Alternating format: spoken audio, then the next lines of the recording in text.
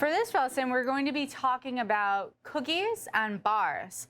So again, a basic recipe that you're going to be able to cross-utilize in a variety of different ways. We're going to start with just a simple recipe, and we're going to add in our flavorings, and we're going to show you a variety of different ways to cook them and serve them so that you can take one recipe and use it every day and have a different product come out. So we're going to start with a KitchenAid. We're doing this recipe size like this. It's going to make a couple dozen cookies, bars. However, you can double this in any way that you want to, quadruple it, use a large Hobart. It's going to work just perfectly for you. The trick to cookies is that you want to start with very warm butter. The warmer the better. Pull it out as soon as you get into the kitchen. Have it ready to go. It's going to make your life incredibly a lot easier. You're also going to want to time your cookies. Actually, one of our favorite chef hacks is to freeze your cookie dough before you bake it. It's going to give you a chewier, gooier, more successful cookie.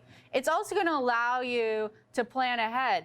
So we're going to show you a variety of ways to portion it, freeze it, and then all you have to do is pull them out and bake them off whenever you need them. We're starting right now with our butter in the bowl. Again, it's very, very soft. And we're going to use a creaming method, which means we're going to add the sugar in next, and we're going to slowly add each step of ingredients and allow them to fully incorporate before we go on to the next.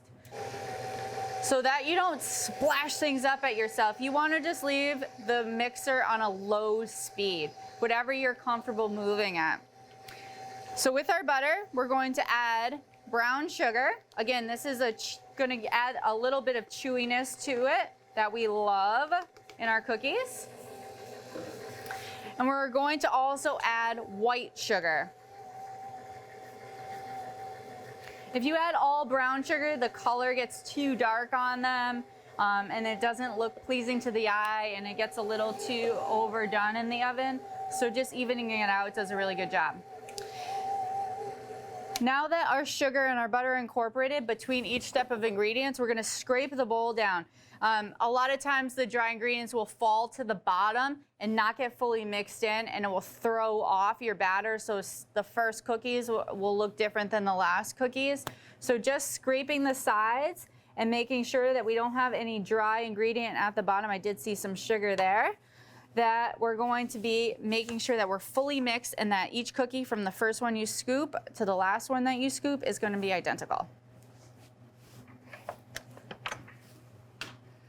So again, we're turning it right back on. And now we have our eggs. We're going to always crack our eggs separately because we don't want shells in them. And we're going to add them just one by one, letting them mix in. If you throw them all in at once, it's going to make a soupy mess. And it's going to be hard for it to mix, and you might splash onto the side, and no one wants to clean up old egg. So we're just going to slowly allow it to incorporate.